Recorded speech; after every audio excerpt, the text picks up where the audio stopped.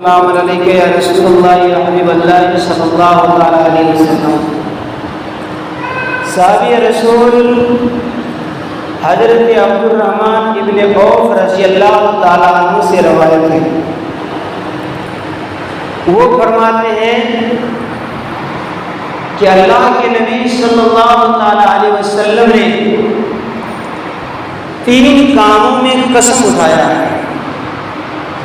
3 کاموں میں حلف اٹھایا ہے۔ میرے ملت کے مسلمان بھائیوں، یوں تو ہمارے نبی کا صرف فرما دینا ہی ہم غلاموں کے لیے پتھروں کی لکیر ہے، لیکن اس نے اگر حضور نے قسم اٹھایا تو بتائیے کہ وہ بات کتنی پکی ہوگی۔ صحابی رسول حضرت عبد الرحمن ابن عوف رضی اللہ تعالیٰ عنہ فرماتے ہیں کہ اللہ کے نبی صلی اللہ تعالیٰ علیہ وسلم نے ارشاد فرمایا، پہلی بات اور پہلی چیز، پہلا کام جس پر اللہ کے نبی نے قسم اٹھائی۔ صحابی رسول فرماتے ہیں کہ اللہ کے نبی صلی اللہ تعالیٰ علیہ وسلم نے ارشاد فرمایا کہ میں قسم کھا کر بھی کہتا ہوں صدقہ کرنے سے مال کم نہیں ہوتا ہے۔ کہیے سبحان اللہ۔ حضرات گرامی، اس میں 2 چیزیں فیصلہ کرتی ہیں، ایک عقل فیصلہ کرتی ہے اور ایک ایمان فیصلہ کرتا ہے۔ تو میں آپ کو ایک بہت ہی نکتے کی بات بتاؤں کہ جب دونوں میں لڑائی ہو، عقل فیصلہ کرے کچھ، ایمان فیصلہ کرے کچھ، تو ہمیشہ ایمان کے فیصلے پر فیصلہ کرنا چاہیے، جو ایمان کہہ رہا ہے اس پر فیصلہ کرنا چاہیے۔ اگزامپل کے طور پر، مثال کے طور پر میں آپ کو بتاؤں، آپ کے پاس روٹی ہیں، پیسے ہیں، کوئی حاجت مند جو واقعی حاجت مند ہے، کوئی ضرورت مند، آپ جان رہے ہیں ابھی کے پڑوس کا ہے، ابھی کے گاؤں کا ہے، وہ آ کر کے آپ سے کچھ مانگ رہا ہے، آپ کی عقل یہ فیصلہ کرے گی کہ اگر اس میں سے کچھ دے دیے تو کم ہو جائے گا، لیکن ایمان یہ فیصلہ کرے گا کہ کم نہیں ہوگا، ایک کے بدلے میں اللہ تبارک و تعالیٰ 10 عطا کرے گا، ایک کے بدلے میں اللہ تبارک و تعالیٰ 10 عطا کرے گا، یہ ایمان فیصلہ کرے گا۔ تو ہمیشہ عقل اور ایمان کی جب بھی لڑائی ہو تو ایمان کے فیصلے پر فیصلہ کرنا چاہیے، کیونکہ میرے آقا صلی اللہ علیہ وسلم نے فرمایا کہ صدقہ کرنے سے مال کم نہیں ہوتا ہے۔ دوسری بات، اللہ کے نبی صلی اللہ علیہ وسلم ارشاد فرماتے ہیں اگر کسی کی دل آزاری پر، اگر کسی نے آپ کو برا بھلا کہا، آپ کے خلاف کوئی بات کی، اور اگر آپ اس کو نظر انداز کر دیں، چھوڑو یار میرا مسلمان بھائی ہے، ہو سکتا ہے اس کو سمجھ نہیں ہے تو میرے خلاف کر دیا، میں دعا کرتا ہوں کہ اللہ تعالیٰ میں سے یہ سمجھ عطا کرے، اور آپ نے کوئی ایکشن نہیں لیا، تو میرے پیارے آقا صلی اللہ تعالیٰ علیہ وسلم ارشاد فرماتے ہیں جو بندہ کسی کی دل آزاری پر، کسی کے برا بھلا کہے جملے پر، اور کسی نے اس پر کیچڑ اچھلنے کی کوشش کی، اس پر اگر وہ بندہ صبر کرتا ہے تو اللہ تبارک و تعالیٰ اس کو قیامت میں بھی عزت عطا فرمائے گا اور اس دنیا میں بھی عزت عطا فرمائے گا۔ اب بتائیے کہ جس کو اللہ تبارک و تعالیٰ عزت عطا کرے گا،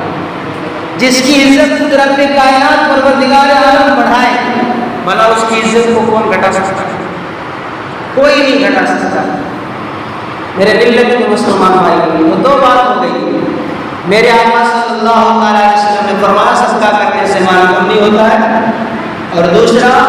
کہ کسی نے اگر آپ کے خلاف کوئی بات کہی، آپ کو تکلیف پہنچانے کی کوشش کی، سازش کی، پیٹھ پیچھے برا بھلا کہا، اور آپ نے صبر کر لیا، آپ نے صبر کر لیا، تو اللہ کے نبی فرماتے کہ اللہ تعالیٰ قیامت میں اسے عزت عطا فرمائے گا، اور جس کو قیامت کے دن عزت عطا فرمائے گا اسے اس دنیا میں بھی عزت عطا فرمائے گا۔ سبحان اللہ۔ حضرات گرامی، اب تیسری بات جو میرے آقا صلی اللہ تعالیٰ علیہ وسلم نے ہمیں اور آپ کی، ہماری اور آپ کی رہنمائی کرتے ہیں، سرکار دو عالم صلی اللہ تعالیٰ علیہ وسلم ارشاد فرماتے ہیں کسی کی عیب کو فاش نہ کرو، ظاہر نہ کرو، بلکہ اگر کسی کا کچھ عیب پتہ بھی چلے تو اس کو چھپانے کی کوشش کرے، کیونکہ جس کے اندر عیب ہے وہ بھی آپ کا بھائی ہے، اگرچہ آپ کا سگا بھائی نہیں ہے، چچیرا بھائی نہیں ہے، کلیرا بھائی نہیں ہے، گبیرا بھائی نہیں ہے، مسرا بھائی نہیں ہے، لیکن اللہ کا تو فرمان ہے انما المؤمنون اخوہ، ہر مسلمان آپس میں بھائی بھائی، یہ تو ہے، اس حساب سے تو وہ بندہ بھائی ہے۔ تو آقا فرماتے ہیں کسی کی عیب کو ظاہر نہ کرو، اس کا فائدہ کیا ہوگا، کسی پر ظلم نہ کرو، بلکہ ہو سکے تو اسے فائدہ ہی پہنچائیں، اس کے اس کا نقصان نہ پہنچائیں، اس کا فائدہ کیا ہوگا۔ ایک اللہ کے نیک بندے، یہ اس دور کی بات ہے، آج کل جو ہمارے پاس پین ہے، قلم ہے، ایسے قلم اس دور میں نہیں تھی، اس دور میں ایک شیشی میں روشنائی ہوتی تھی اور لکڑی کے قلم ہوتے تھے، ہم عمر لوگ جانتے ہوں گے، ہمارے بزرگ لوگ بھی جانتے ہوں گے، اور روشنائی میں قلم کو ڈبو کر اس سے لکھتے تھے، اس دور میں یہ سسٹم تھا۔ تو ایک بزرگ کچھ لکھنے کے لیے لکڑی کے قلم کو روشنائی میں ڈبایا، اور ڈبا کے جو ہی اٹھایا تو ایک مکھی آ کر کے بیٹھ گئی، اب مکھی نے اس روشنائی کو چوسنا شروع کر دیا، یہ قلم کو ہلائے بھی نہیں، یہ سوچ رہے کہ اللہ یہ اللہ کی مخلوق ہے، اللہ کی پیدا کردہ چیز ہے، پیاس سے اس چیز کو چوس رہی ہے، پی رہی ہے، اس نے قلم کو ہلایا بھی نہیں، یہاں تک کہ اس مکھی نے اس سیاہی کو چوس لیا، اور اس کے بعد جب اس کی پیاس مٹ گئی تو وہ اڑ گئی، اس کے بعد انہوں نے پھر سے قلم کو ڈبایا، لکھنا شروع۔ کچھ عرصے کے بعد اس بزرگ کا انتقال ہو گیا، یہ تو دنیا میں جتنے بھی آئے سبھی کو جانا، 100 سال جی لے، 200 سال جی لے، یا اس سے اور زیادہ جی لے، لیکن جتنے بھی آئے ہیں، جو بھی آئے ہیں، جانا ہے، اس میں کسی کا کوئی اختلاف نہیں۔ تو اس بزرگ کا انتقال ہو گیا، کسی نے خواب میں دیکھا کہ وہ جنت کے باغ میں ٹہل رہے ہیں، پوچھا کہ اللہ والے آپ کو اللہ تبارک و تعالیٰ نے کس عمل کے بنا پر بخش دیا؟ اس بزرگ نے جواب دیا مجھے معلوم نہیں، میں نے تو نماز بھی پڑھی تھی، میں نے تو روزہ بھی رکھا تھا، میں نے تو حج و زکات بھی ادا کیے تھے، میں نے تو صدقہ و خیرات بھی کیے تھے، لیکن ان سب کا معلوم نہیں، مگر میں نے ایک پیاسی مکھی پر رحم کیا تو اللہ تبارک و تعالیٰ نے مجھ پر رحم کیا۔ اللہ تبارک و تعالیٰ نے مجھ پر رحم کر دیا۔ میرے ملت کے مسلمان بھائیوں ذرا غور کیجیے کہ اگر کوئی مسلمان بندہ ایک چھوٹی سی مخلوق ایک مکھی پر اگر رحم کرتا ہے اور اللہ تبارک و تعالیٰ صرف اسی کی وجہ سے اسے بخش دیتا ہے، ہم آپ اگر کسی مسلمان پر اس کی بھلائی کریں گے، اس کی عیب کو چھپائیں گے، لیکن بتایا بشریت ہر انسان کی کچھ نہ کچھ کمی ہوگی، انسان ہونے کا ہر انسان کچھ نہ کچھ باہر ہمیں چاہیے کہ ہم معاف کرنا سیکھیں۔ کسی کا آگ کا اگر ہمیں پتہ چل جائے اس کو ہم اوپن نہ کریں، اس کو ظاہر نہ کریں، بلکہ ہم اس کو چھپانے کی کوشش کریں، اس کے حق میں دعا کریں کہ اللہ تبارک و تعالیٰ اسے صحیح راستہ عطا فرمائے، اللہ تعالیٰ اسے صحیح سمجھ عطا فرمائے۔ حضرات گرامی، چونکہ دیکھیے مذہب اسلام ایک فطرت کا مذہب ہے، اتنا بہترین مذہب ہے، اس میں یہ بھی نہیں کہا گیا ہے کہ آپ کی جتنی دولت ہے سب کو اٹھا دیجیے بغیر نہیں۔ ایک صحابی رسول تھے جن کا نام حضرت سعد بن ابی وقاص رضی اللہ عنہ، جب بیمار پڑ گئے، سخت بیماری نے آ گھیر لیا، تو اللہ کے نبی صلی اللہ علیہ وسلم کی بارگاہ میں حاضر ہوئے، عرض کیا یا رسول اللہ، یا حبیب اللہ صلی اللہ علیہ وسلم، میں چاہتا ہوں کہ میں اپنی تمام دولت کو خدا کی راہ میں خرچ کر دوں، خدا کی راہ میں لٹا دوں۔ میرے نبی نے فرمایا نہیں، حضور نے فرمایا نہیں ایسا مت کرو۔ تو اس نے کہا کہ حضور آپ اجازت دیجیے کہ کم سے کم آدھا حصہ 50% میں لٹا دوں۔ آقا نے فرمایا نہیں۔ تو اس نے کہا حضور مجھے اجازت دیجیے کہ 1/2 حصہ خدا کی راہ میں قربان کر دو۔ حضور نے فرمایا لا نہیں، اس نے کہا کہ حضور اجازت دیجیے تاکہ چوتھائی حصہ میں لٹا دوں۔ میرے آقا صلی اللہ علیہ وسلم نے جو فرمایا وہ قابل غور بات ہے۔ میرے نبی نے فرمایا اے سعد اتنا مت لٹاؤ کہ تیرے جانے کے بعد تیرے بچے در در کے بھکاری ہو جائیں، در در کے مانگنے والے ہو جائیں۔ اگر تم دنیا سے جانے سے پہلے اپنے بچوں کے لیے اتنا چھوڑ جاتے ہو کہ تمہارے بچے کو تمہارے جانے کے بعد تکلیف نہ ہو، روزی روٹی میں تنگی نہ ہو، رہنے سہنے میں تنگی نہ ہو، تو اس طرح کام کرنا ساری دولت خدا کی راہ میں لٹانے سے بھی یہ بہتر ہے۔ میرے آقا صلی اللہ علیہ وسلم کے پیارے دیوانوں آقا کریم صلی اللہ علیہ وسلم نے ہم گناہوں کا کتنا خیال فرمایا ہے۔ برادران ملت اسلامیہ، تو میں نے جو آیت کریمہ تلاوت کیا ہے، اللہ تبارک و تعالیٰ ارشاد فرماتا ہے کہ مومنوں پر روزہ فرض کیا گیا، کیوں؟ لعلکم تتقون، تاکہ تمہارے اندر پرہیزگاری آ جائے، تم متقی بن جاؤ۔ لیکن افسوس کی بات یہ ہوتی ہے کہ ہم لوگ ایک چاند دیکھ کر کے مسجد کو آباد کرتے ہیں اور دوسرا چاند دیکھ کر کے مسجد کو ویران کرتے ہیں۔ ایک چاند دیکھ کر کے اپنے اندر مکمل متقی اور پرہیزگاری لاتے ہیں، دوسرا چاند دیکھ کر کے جہاں تک میرے جاتے ہیں۔ حالانکہ روزہ کا فرض کرنے کا مقصد اللہ نے ظاہر کر دیا۔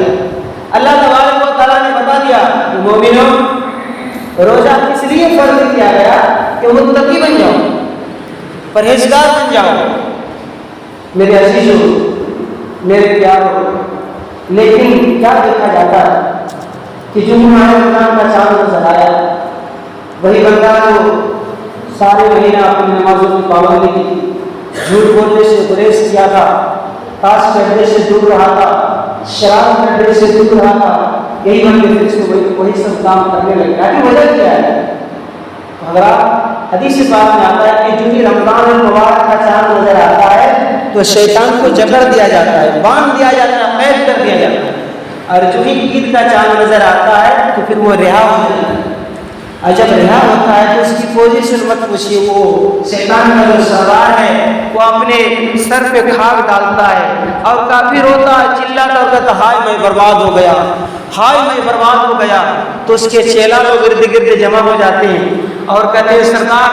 کیا ہو گیا؟ تو سردار کہتا ہے کہ ابن آدم کو سجدے کا حکم ملا، انہوں نے سجدہ کیا۔ ایک مہینہ روزہ رکھنے کا حکم ملا، انہوں نے روزہ رکھا، اور اس کے بدلے میں اللہ نے اس کے سارے گناہ کو معاف کر دیا۔ اللہ نے اسے اتنا ثواب، اتنا اجر عطا فرمایا جس کی کوئی حد نہیں ہے۔ تو اس کا چیلا کہتا ہے، شیطان کا چیلا کہتا ہے کہ سردار اب ہم کیا کر سکتے ہیں؟ اب بتائیے کہ اسی گھڑی میں ہمیں کرنا کیا ہو؟ ہمارے لیے کام اگر کچھ ہو تو بتایا جائے۔ تب شیطان کا سردار ابلیس سر اٹھاتا ہے اور کہتا ہے تم سب کے سب منتشر ہو جاؤ، پھیل جاؤ،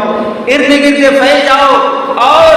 ابن آدم کی اولاد نے ایک مہینے میں جتنا ثواب کمایا ہے، ایک مہینے میں جتنی نیکی کمایا ہے، ان سے ایک دن کے اندر، 2 دن کے اندر، 3 دن کے اندر اتنے گناہ کراؤ، اتنا گناہ کراؤ کہ انہوں نے جتنا ثواب کمایا ہے ایک دن ایسا گناہ کرے کہ ایک ہی دن میں اس کی ساری عبادت برباد ہو۔ تب شیطان کے چیلے نکل جاتے ہیں، کسی کو ورگلا کر کے تاش کے اڈے پر لے جاتا ہے، کسی کو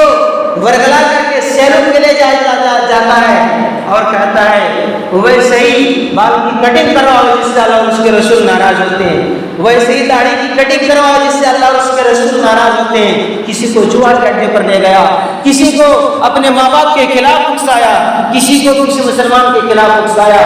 گویا کہ شیطان کے اکسانے پر اس قدر مسلمان گناہ کرتے ہیں کہ ایک مہینے کی عبادتیں اس کی برباد ہو جاتی ہیں۔ اس لیے میرے ملت کے مسلمان بھائیوں، میرے پیاروں، میرے عزیزوں، ہم لوگ کوشش کریں، اللہ سے دعا کریں کہ اللہ تبارک و تعالی ہم سب لوگوں کو جو ہم نے اعمال جمع کیا ہے، جو ہم نے نیکی جمع کیے، اللہ تعالیٰ پیارے مصطفیٰ صلی اللہ تعالیٰ علیہ وسلم کے صدقے میں اپنے اعمال کو، اپنی نیکیوں کو بچا کر رکھنے کی توفیق عطا فرمائے۔ شیطان کی ہر شر سے، ہر کارگر سے اللہ تبارک و تعالیٰ ہم سب لوگوں کو محفوظ فرمائے۔ آمین ثم آمین بجائے سے المرسلین وآخر دعوانا ان الحمدللہ رب العالمین۔ عزیزان ملت اسلامیہ، ایک آخری میری بات ہے، وہ میری اپنی بات ہے۔